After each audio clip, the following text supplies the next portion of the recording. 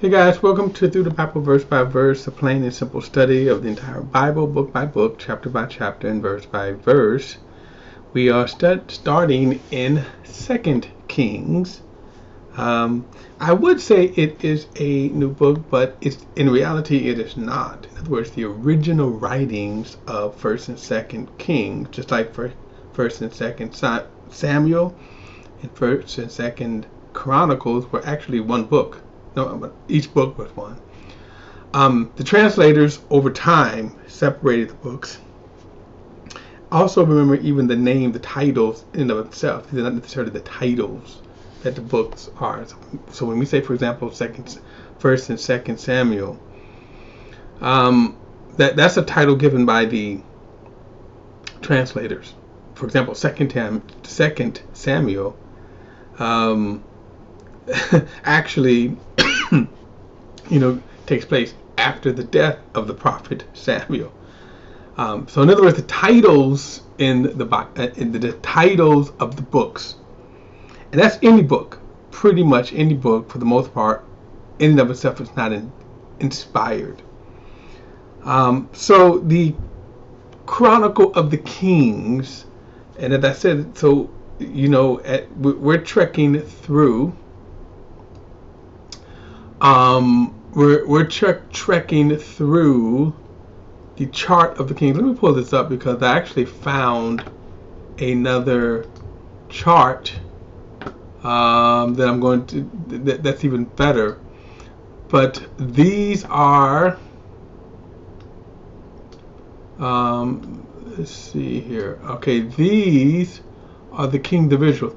Now, in order to understand that, keep in mind when we talk about 1st and 2nd Kings, and then the difference between Kings and then Chronicles.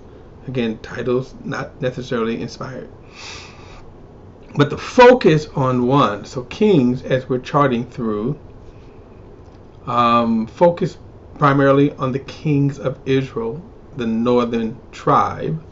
And remember that happened, and if you look at a chart back in Rehoboam, who was the son of Solomon. In fact, this chart here goes down.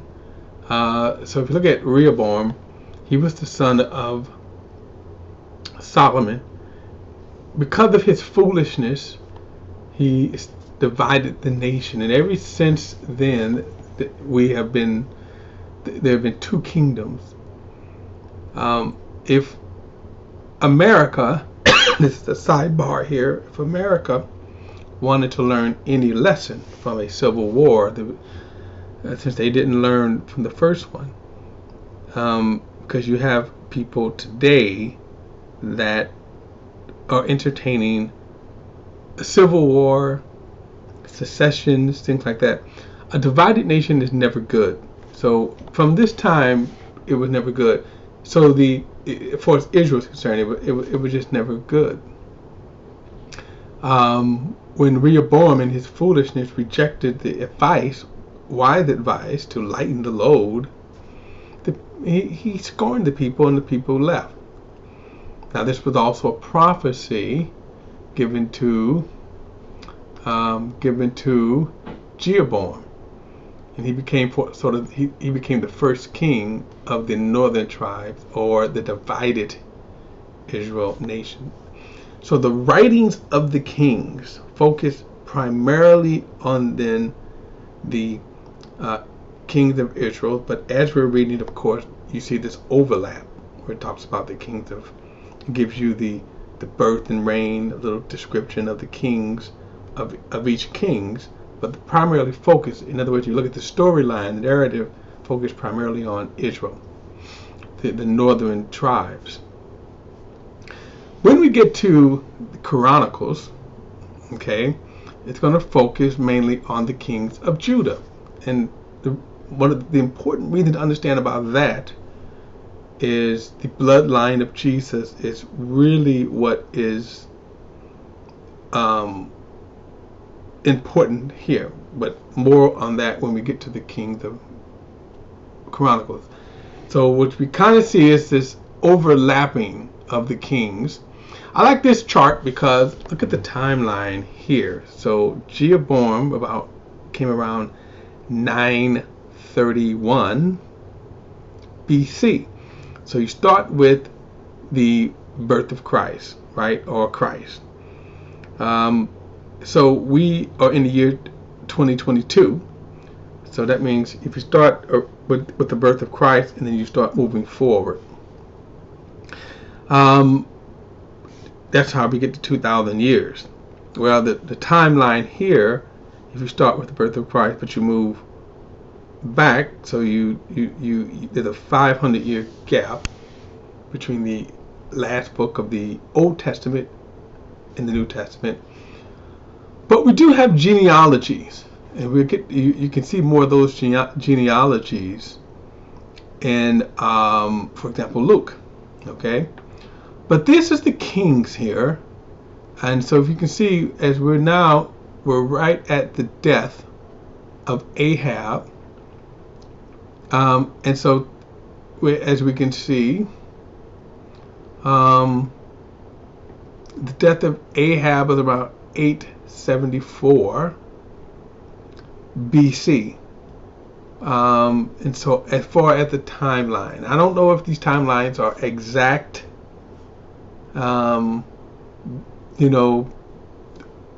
order. However, this gives us a kind of a good timeline, and that's kind of important because when we come to like the end of the book of Kings and the end of the book of Chronicles, end with the Babylonian invasion,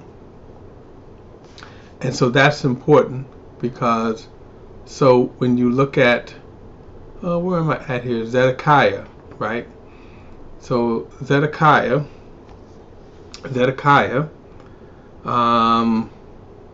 me see here, 27.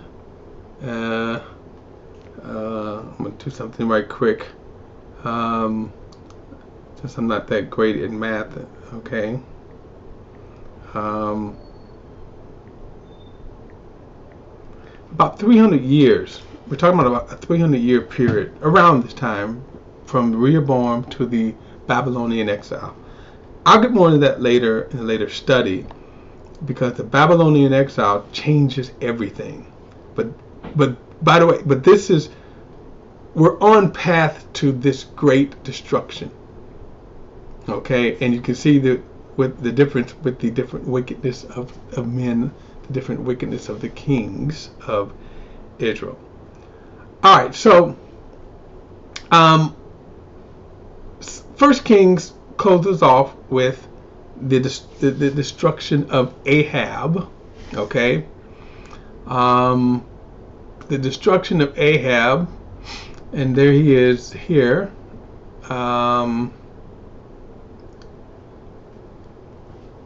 Excuse me.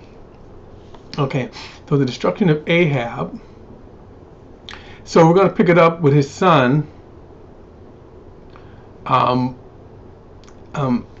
Ahaziah. I'm sorry, Ahaziah. Okay. All right. Again, forgive me for butchering these names. All right. So let's get to first. It says, after the death of Ahab, Moab rebelled against Israel. Ahaziah had fallen through a lattice window of his upper room in Samaria and was injured. So he sent messengers instructing him, go inquire of Beelzebub, the god of Ekron, if I will recover from his injury. Now, this is very interesting, but it also shows you just how corrupt. Now, even though Elisha had defeated the prophets of Baal, wickedness, especially in Israel, on Israel's side, it was just exceedingly wicked. Remember, Jezebel is his mother too. Verse 3, the angel of the Lord said to Elijah the Tishbite, go and meet the messengers of the king of Samaria and ask them, is it because there is no God in Israel that you are going to inquire of Beelzebub, the god of Ekron? Therefore, this is what the Lord says. You will not get up from your sick bed. You will certainly die. Then Elijah left. This is by the way, a fascinating story here. Excuse me. The messengers returned to the king, who asked them, "Why have you come back?" They replied, "A man came to meet us and said, 'Go back to the king who sent you and declared to him, this is what the Lord said. It is because there is no God in Israel that you are sending them to inquire of Beelzebub, the god of Akron. Therefore, you would not get up from your sick bed. You would certainly die.'" Now, another thing that's interesting about this, here Ahaziah, he is asking advice from a God that was defeated. Remember, Elijah defeated this God with the showdown, right? And here he's asking advice from the God doesn't exist, but even in his mind, he's asking, why wouldn't he ask for mercy from the God that showed up? Why would he ask mercy from the God that showed up in fire? In other words, they saw that. They were all, if we didn't see it, they certainly heard of it. And what they never, ever, ever saw was Beelzebub showing up in any form. Verse 7, the king asked them, "What sort of man came up to meet you and spoke these words to you?" They replied, "A hairy man with a leather belt around his waist." Now, keep this in mind, because this is also, we're going to see this in the figure of John the Baptist. Remember, some people even thought he was a reincarnation, which he wasn't. But he did kind of was hairy guy with a leather belt. And he said, "It is Elijah the Tishbite." So the king, Ahaziah, I'm going to try to get this right here.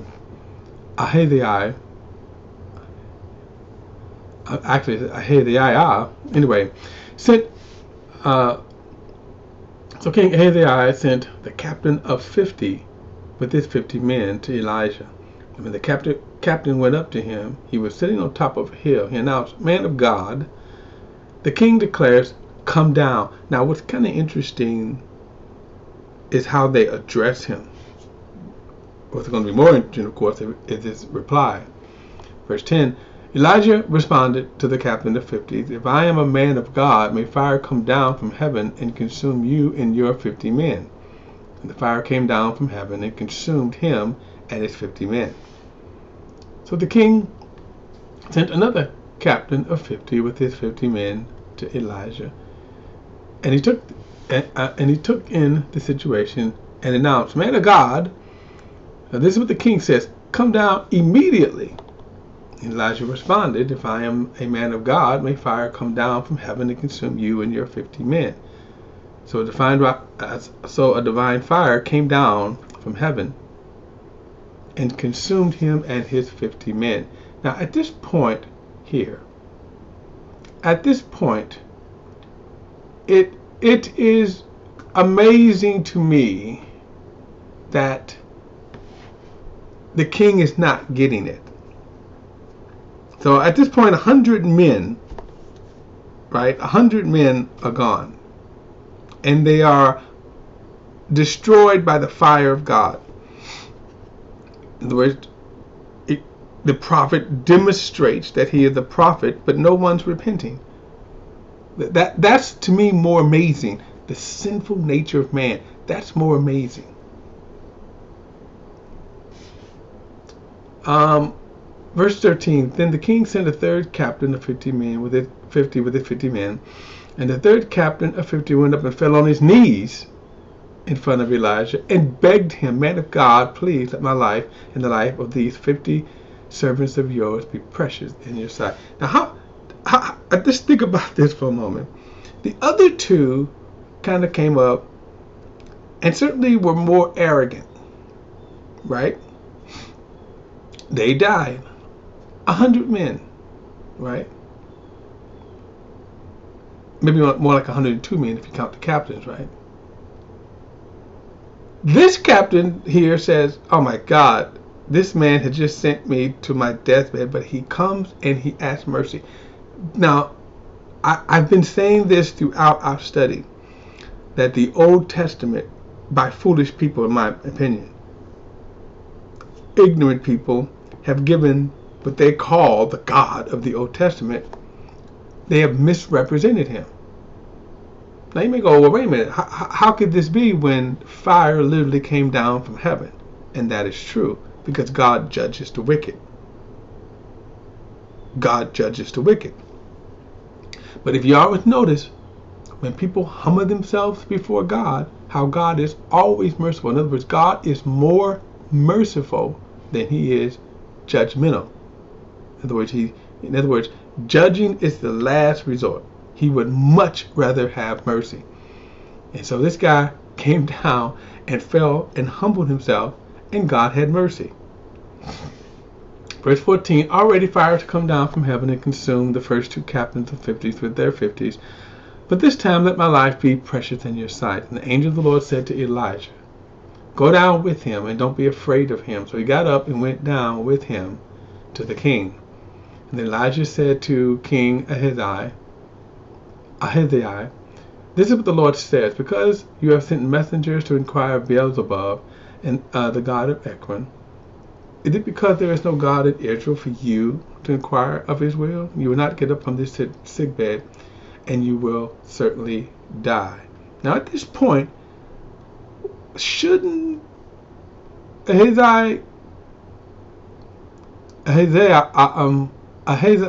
Ahaziah, shouldn't he,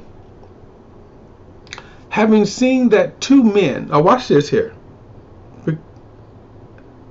shouldn't he have seen 100 men killed by a demonstration of God's power, and then 50 spared by the mercy of God? Shouldn't he have asked for mercy? And that's the amazing thing, as I said, woven through the entire Bible. We see the sinfulness of man, right? The sinfulness of man. So at this point here, the king deserves the judgment of God, does he not? Verse 17, Ahaziah, I'm so butchering his name. Ahaziah died according to the word of the Lord that Elijah had spoken. And since he had no son, Joram became king in his place. This happened in the second year of Judah's king, Jehoram, son of Jehoshaphat. And the rest of the events of Ahaziah's reign, along with his accomplishments, are they not written in the historical records of the kings? Very, very interesting thing here. God does these signs and wonders according to his mercy, according to his will, according to his sovereignty.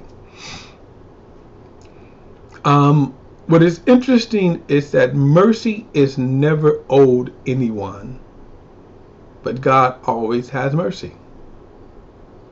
And that is interesting. And when you note, like for example with King Saul, remember God said he took his mercy from him. If you think about it, Saul never asked for it. And just remember, even wicked King Ahab humbled himself before God. He humbled himself and God had mercy on him. Alright guys, so chapter 2 in our next study. Don't forget to like and share this video. Hit that subscribe button. And all comments are welcome, so feel free to give them. See you in the next study.